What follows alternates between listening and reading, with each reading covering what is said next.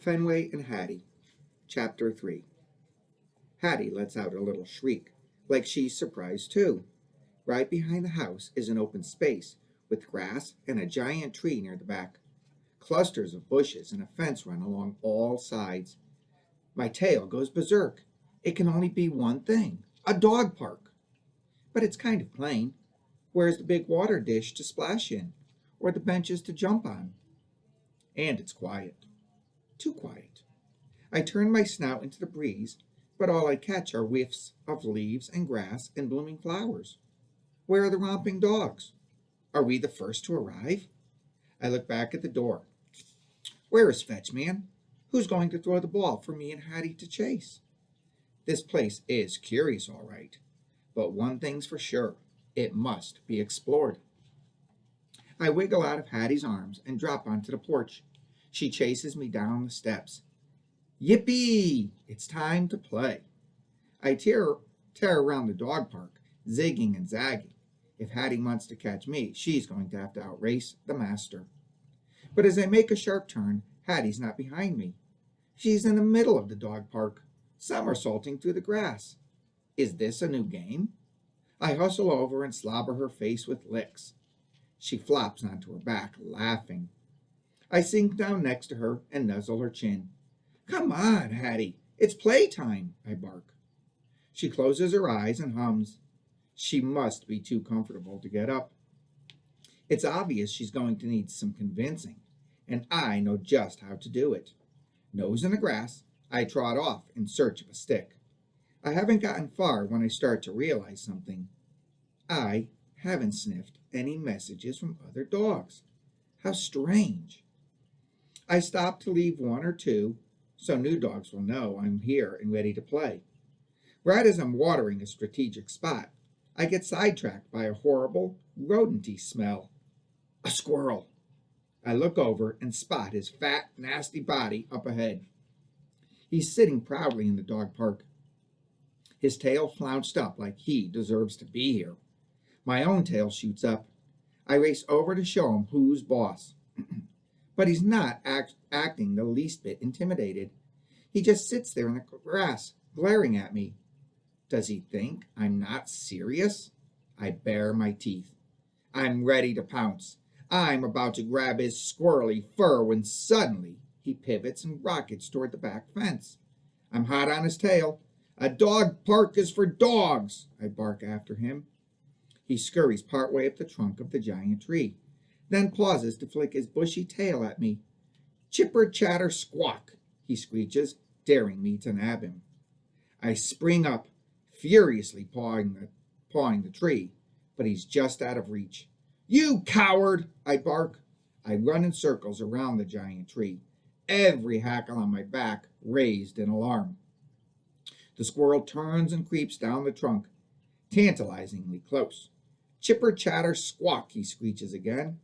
I leap and leap, scraping the bark with my claws. It's called a dog park for a reason, I growl. But instead of scampering away, he inches closer. His beady eyes are challenging me. Does he not know who he's dealing with? I jump higher and higher, my jaws ready to snap. Finally, he gets the message. He scrambles way up the trunk.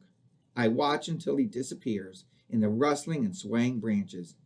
I'm about to bark good riddance when I spot his flouncy tail shooting through a window.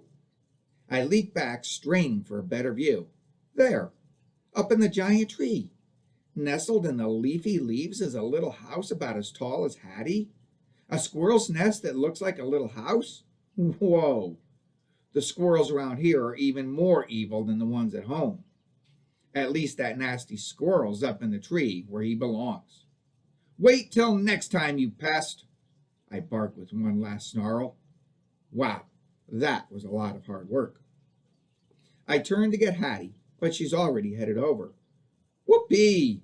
I know that look in her eyes. She's ready to play.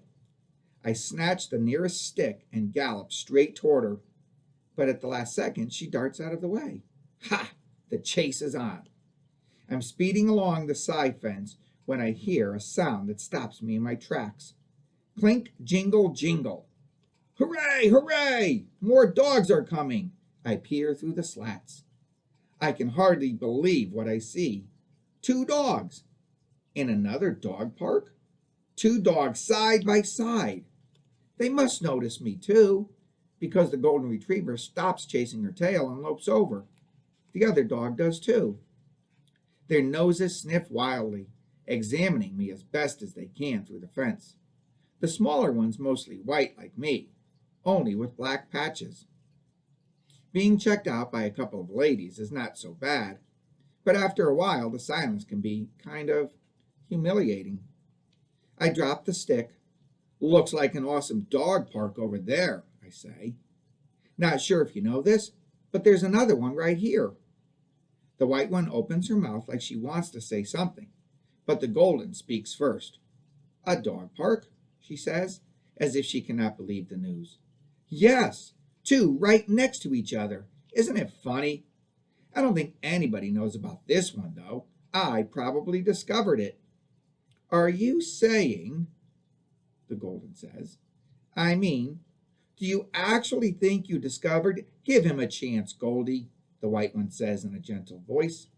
She turns to me. So, young fella, you're not from around here, are you? Well, actually, no, but Goldie, I glance from one dog to the other. Did you call her Goldie? What an amazing coincidence. My humans used to have a goldfish with that name.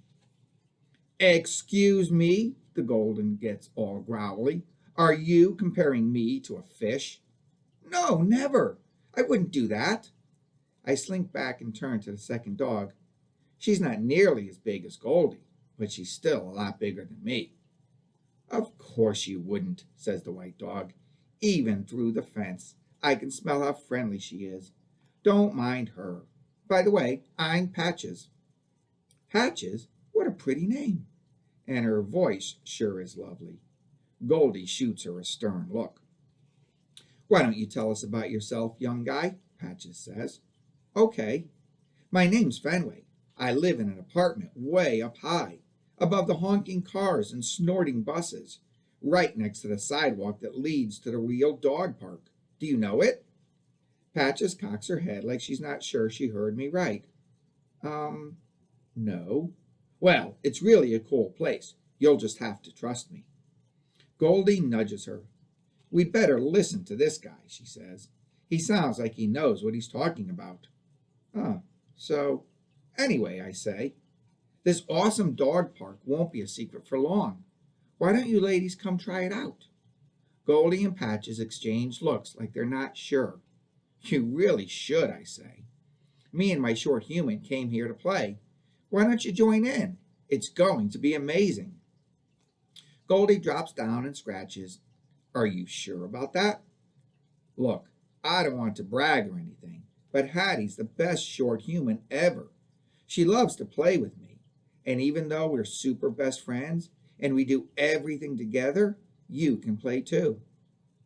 You do everything together, huh? Goldie says. Does that include climbing trees? Climbing trees? Right, that's a good one. What do you think, we are squirrels? Patches glances at the giant tree. I don't know how to tell you this. Tell me what? Fenway, calls a sing-songy voice way above our heads. Hattie's voice. But how could it be? Why would her voice be up in the sky? I crane my neck, but I don't see her. I scout around the dog park. Where did she go? Hattie, I bark. Fenway floats down again from the giant tree. I look way up into the leafy branches. There, in the little squirrel house. A face is peering out the window. An arm is waving. It looks like Hattie. It sounds like Hattie. But Hattie doesn't climb trees. How did she get up there? Fenway, Fenway, she calls, like maybe I didn't hear her the first bunch of times. Hattie, I bark, running over. What are you doing up there? She keeps on smiling and waving, like she's perfectly happy up there in that squirrel house. This is not right. Come down, I bark again and again. Hattie leans out the window, her arms resting on the ledge, gazing down at me, knowing I can't climb up and join her. I turn away with a shudder. It's all so squirrely. She loves to play with you, all right, Goldie says. Then what's she doing up in that tree? Don't tell me she expects you to follow her up there. Hey now, Patches scolds. It sounds like she's really into the guy. Humph, Goldie mutters. You never know, Patches says. She could be back down here playing with him any second. But she isn't. I sink into the grass. Why did we come here? Dog parks are supposed to be for playing. Hattie is up in the giant tree and the other dogs are not coming in. None of this makes sense. I bury my face in my paws. When are we going home?